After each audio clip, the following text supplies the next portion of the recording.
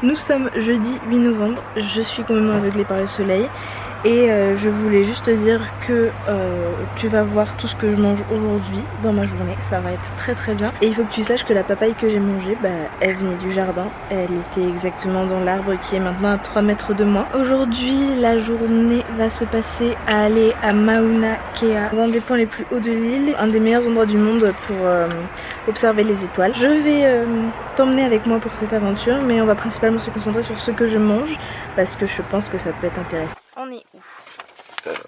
Donc c'est super simple, on est vers ici. D'accord. Et on va remonter toute cette route là. Mama Laura, c'est celle qu'on était censé prendre en arrivant de l'aéroport et que j'ai pas réussi à se comprendre. C'est ça. Et on va prendre cette rue là qui va passer entre les deux montagnes. Daniel Kainui Highway, d'accord. Voilà, on va à cette...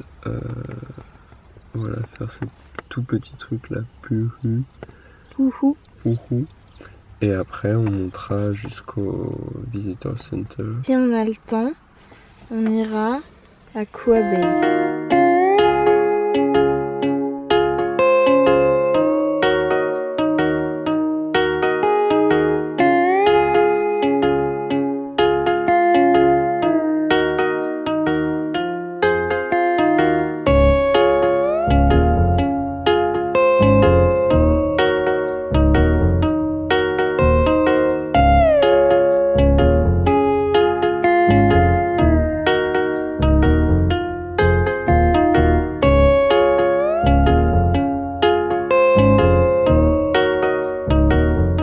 J'ai oublié ma caméra pour filmer notre micro randonnée de quoi? Elle a duré quoi? 1 heure? Un peu plus d'une heure, 1h20.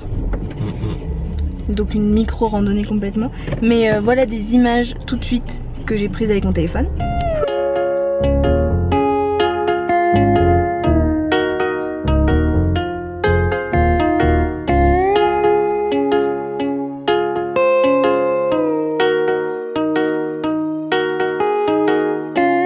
Et là maintenant je mange une pomme pote américaine qui est super bonne parce qu'en fait il y a des espèces de petits morceaux de pulpe à l'intérieur, donc c'est vachement bien.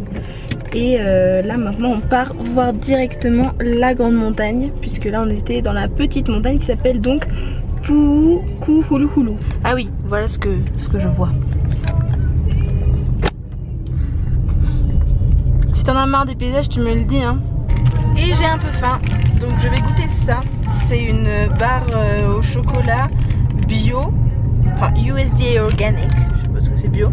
Et c'est trop facile en fait de manger vegan ici parce qu'il y a plein de snacks qui remplacent le lait par de la listine de soja. Putain! Je savais pas que ce soit dur. Oh oui. T'as le goût de brownie? C'est impressionnant! Ils sont bizarres ces américains. C'est une des barres les moins chères. Elle est bio et elle est genre délicieuse. Et vegan. Ils sont bizarres ces gens. À cause de l'altitude, le paquet de chips a gonflé. Nous avons donc un paquet de chips gonflable.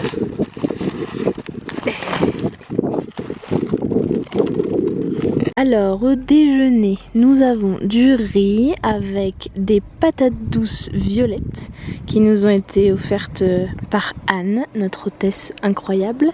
Nous avons du kale, nous avons des poivrons verts. Qu'est-ce que j'ai mis d'autre? J'ai mis des oignons, enfin un oignon rouge et du gingembre frais émincé.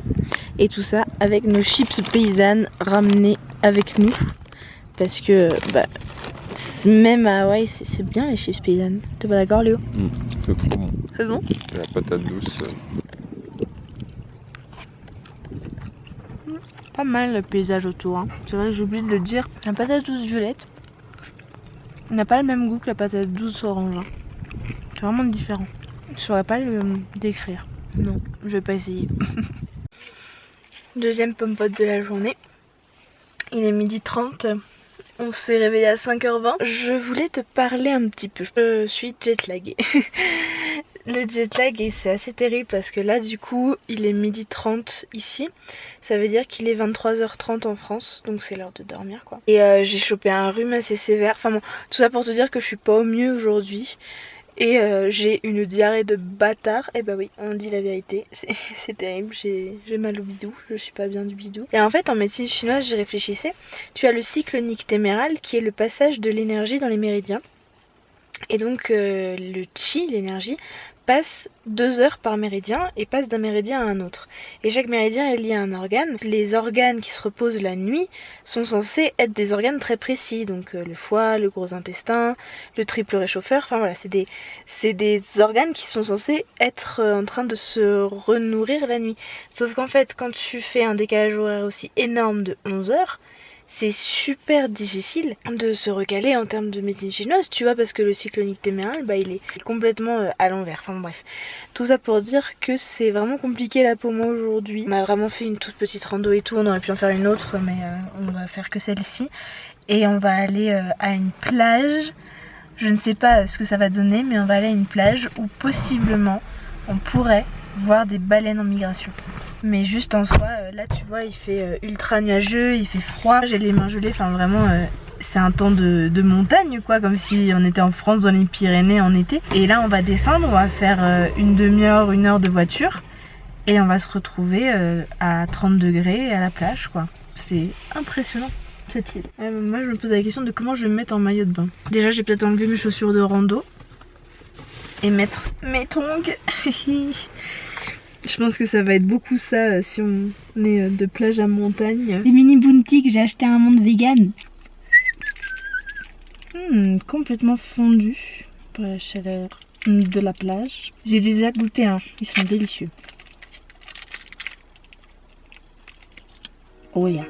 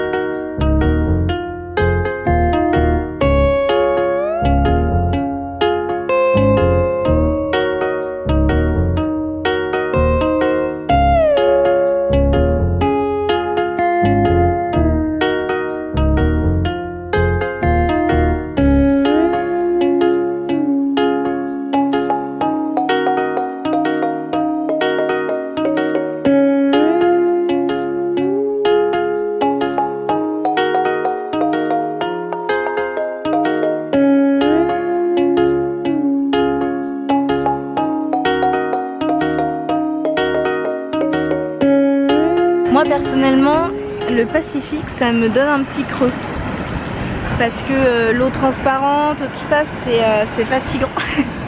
Non, en vrai on vient de voir Dory, enfin moi personnellement j'ai vu Dory et dans l'eau, tu sais Dory le poisson de Nemo, j'ai vu Dory dans l'eau et c'est incroyable. Il n'y a pas de baleine, il n'y a pas de tortue, mais au moins il y avait Dory, déjà c'est pas mal. Et là je vais mettre de la crème solaire pour pas cramer hein, parce qu'il fait 30 degrés. On va chiller sur la plage, mais j'ai pas pris mon sudoku Léo, j'ai oublié mon sudoku. C'est embêtant. Tant pis, je vais chiller simplement. Je mange une barre liquide au beurre de cacahuète achetée à un monde vegan. On va pas tarder à partir pour tenter un cours de yoga gratuit qui est à un parc de Kona, juste à côté de la plage où on a été hier. Voilà le programme pour la prochaine heure. Et je me sens beaucoup mieux que quand je t'ai parlé dans la voiture. C'est plutôt pas mal. On est à Kona, en train d'arriver doucement au yoga. Regarde, par la fenêtre. Vas-y. Oui. Voilà, c'est cadeau. Et je vais manger cette petite barre avant d'arriver. T'en voudras la moitié. C'est la nature crunch peanut butter. Ouais.